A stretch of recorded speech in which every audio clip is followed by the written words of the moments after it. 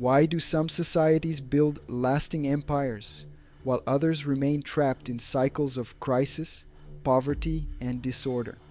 Why do people in certain places plan, invest, and build for the future, while in others they live stuck in the present, consuming everything they have without a thought for tomorrow?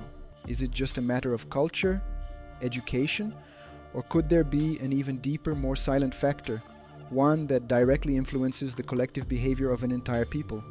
The answer might lie where few dare to look: in the currency. More specifically, in the quality of the currency a society uses. Because the type of money circulating among people doesn't just affect prices and wages, it shapes decisions, values, and even the morality of an entire population. When money is weak, devalued, unstable, the future loses its meaning. And when the future stops mattering, all that's left is the now. That's how money, invisible to the eye, becomes the main gear behind the rise or fall of a civilization. Time preference is how much a person values the present over the future. People with high time preference want everything now: immediate rewards, instant pleasure, fast consumption. Those with low time preference are able to delay today's gratification for something greater down the road. Think of a simple example. You receive $100. Would you rather spend it all right now on something that gives you a quick hit of satisfaction, or save, invest, and turn it into something bigger a few months from now? That small decision reveals your time preference, and it doesn't just show up with money. It's everywhere. It's in the choice between studying today or procrastinating, in staying loyal to a relationship or chasing something more exciting, in taking care of your health now or ignoring the future consequences. Time preference is what separates impulse from discipline, and more than that, is what builds or breaks your future. In the 1960s, researchers at Stanford University conducted a simple, yet incredibly revealing experiment. They placed young children in a room, one by one. In front of each child, a single marshmallow. The instruction was clear. If the child could wait a few minutes without eating the treat, they would get a second marshmallow as a reward. Simple, right? But the results were surprising. Most of the children couldn't resist. Some ate the marshmallow almost immediately. Others tried to wait, but eventually gave in. Only a few managed to hold out until the end. Decades later, the researchers followed up on the lives of those children, and they found that the ones who had resisted the impulse, the ones who managed to wait, tended to have higher grades in school, greater self-esteem, more emotional stability, and better professional outcomes as adults. What the experiment revealed is that the ability to delay gratification, to endure the present for the sake of a better future, is one of the strongest predictors of real-life success.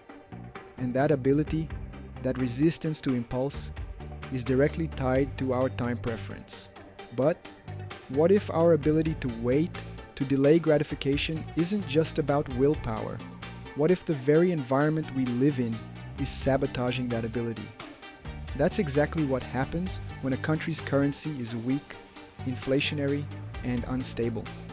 In places where money rapidly loses value, like Venezuela with the Bolivar, or even Brazil, where the real was the most devalued currency against the dollar in 2024.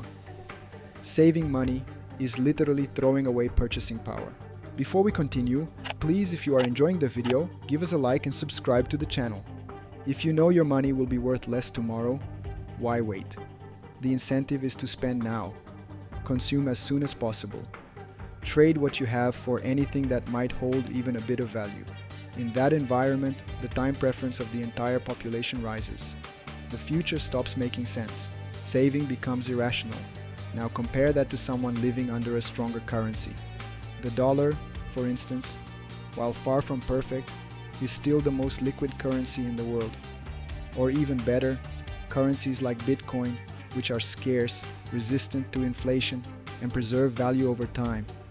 In those contexts, the incentive is the opposite. Saving makes sense, planning is rewarded. Time preference goes down, and with it, the ability to think long-term is born, to build, invest, and grow. When a currency punishes those who care about the future, It silently destroys the foundation of personal responsibility. If your effort to save is penalized, if your honest work loses value month after month, if everything you build is eroded by inflation, why sacrifice? Why plan? Why stick to your principles? An unstable currency doesn't just corrode your wallet, it corrodes your spirit. Marriage, for example, requires commitment. Reputation is built over years. Spirituality demands discipline and sacrifice. All these values rely on the idea that the future matters more than immediate pleasure.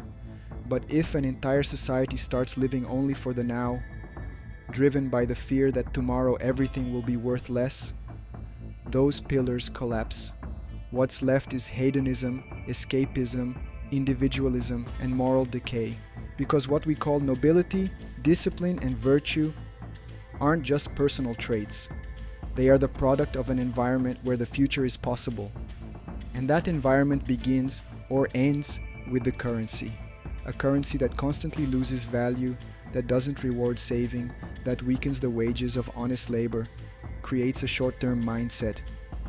People who can't or won't think about the future because the system itself discourages any attempt to plan ahead. The result is obvious: less saving, less investment, less capital formation. The economy weakens, productivity drops, desperation rises. And what does the state do in response? Print more money.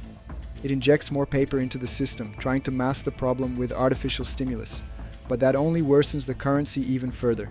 And the cycle starts again. More inflation, more immediate consumption, less faith in the future. It's a silent trap. Almost no one realizes they're stuck because everyone is sinking together. It feels normal. It's the system. It's the way it's always been. But it's also what holds an entire civilization back from evolving. The money we use isn't just a technical tool, a neutral medium of exchange. It carries values. It transmits incentives. It shapes behavior. It influences how we think about time, how we approach work, pleasure, relationships, and the future. A currency that loses value doesn't just corrupt the worth of money. It corrupts the worth of actions. And in the end, money becomes a mirror. It reflects who we are, or who we've been forced to become. Want to change the world? Maybe the first step isn't voting differently or protesting louder. Maybe the first step is changing the kind of money we use.